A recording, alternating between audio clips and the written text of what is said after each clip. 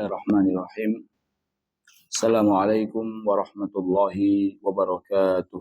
Waalaikumsalam warahmatullahi wabarakatuh. Alhamdulillahi rabbil alamin. Wa usalli wa usallim ala nabiyyina Muhammadin wa ala alihi wa sahbihi ajma'in. Amma ba'du. Kaum muslimin dan muslimat rahimani wa rahimakumullahu ta'ala. Pada kesempatan kali ini alhamdulillah kita bisa kembali membaca hadis-hadis Nabi Shallallahu Alaihi Wasallam yang dikumpulkan oleh Al-Imam Abdul Ghani Al-Maqdisi rahimahullahu ta'ala di dalam kitab beliau Umdatul Ahkam. Kita masih pada hadis-hadis yang membahas tentang lewat di depan orang sholat. An Abdullah bin Abbasin radhiyallahu ta'ala anhuma. Dari Abdullah bin Abbas, semoga Allah Ta'ala meridhai keduanya, qala, ia berkata, Aqbaltu raqiban ala himarin atan. Kata Abdullah bin Abbas, saya datang dengan mengendarai keledai betina. Wa ana yauma idin qad nahastul ihtilam. Kata Ibnu Abbas, dan di saat itu saya sudah memasuki usia hampir balik. Wa Rasulullah sallallahu alaihi wasallam yusalli bin nas bimina ila ghairi jidar. Dan di saat itu Rasulullah sallallahu alaihi wasallam salat sebagai imam di Mina tanpa di depannya ada tembok. Maka ini jamaah terjadi di saat Nabi sallallahu alaihi wasallam melaksanakan haji wada. Dan haji wada itu dilakukan 80 hari kurang lebih sebelum meninggalnya Nabi Shallallahu Alaihi Wasallam. Famarartu baina yaday ba'di saffi fanazaltu. Kata Abdullah bin Abbas, kemudian saya lewat di depan saf. Maksudnya adalah saf-saf makmum. Fanazaltu. Kemudian saya turun dari keledai betina tersebut. Fa'arsaltul atan tarta. Kemudian saya lepaskan keledai betina tersebut untuk merumput, untuk memakan rumput. Wa dakhaltu fis shaf. Kemudian saya masuk ke dalam shaf. Falam yunkir dzalika alayya ahadun. Kata Abdullah bin Abbas, tidak ada seorang pun yang mengingkari perbuatanku di saat itu.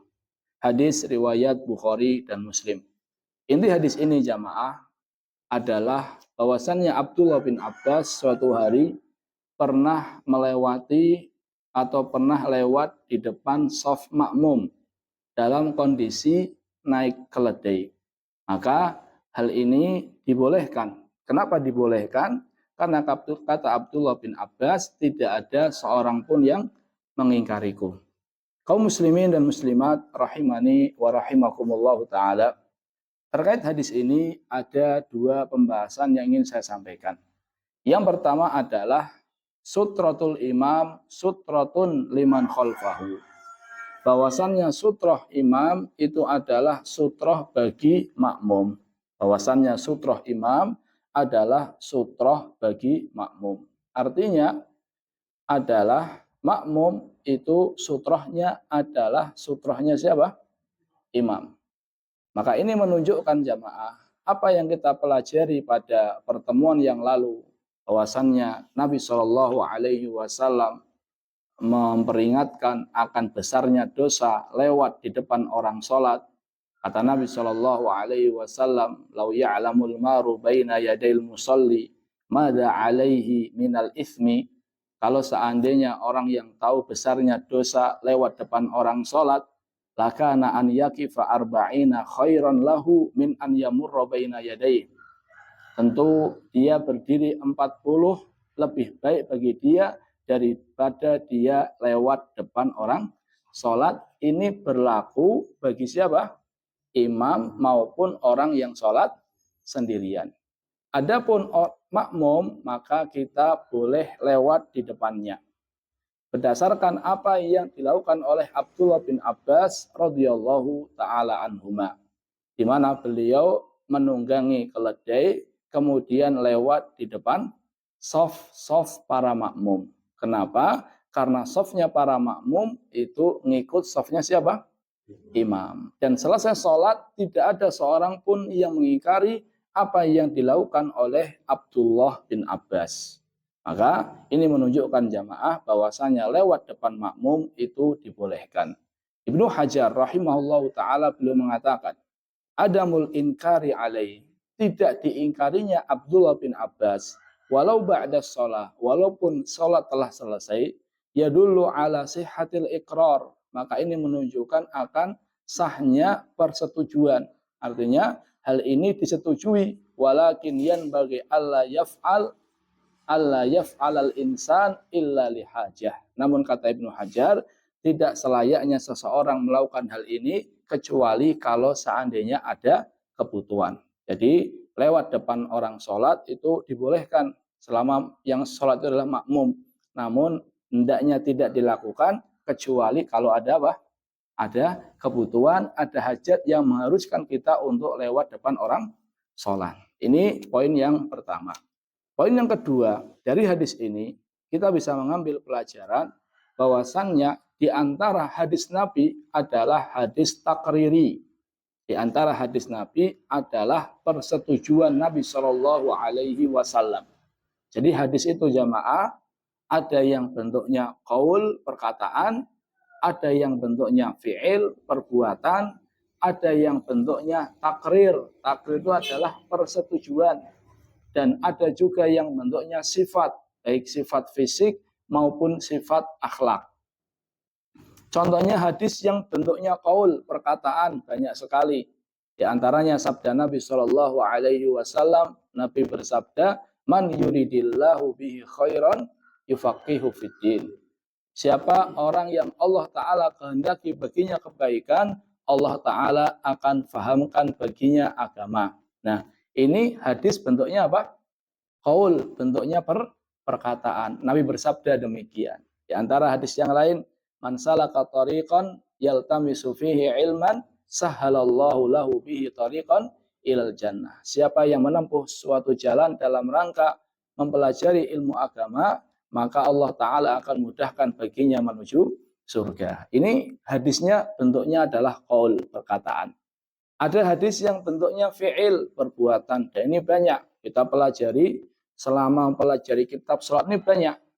Jadi bagaimana Nabi Shallallahu Alaihi Wasallam menjalankan salat, perbuatan Nabi ketika salat, ketika beliau berwudu yang dinukil oleh para sahabat, ini adalah hadis yang bentuknya apa?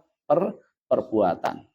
Yang ketiga adalah hadis yang bentuknya persetujuan atau takriri. Hadis yang bentuknya persetujuan diantara contohnya adalah hadis ini.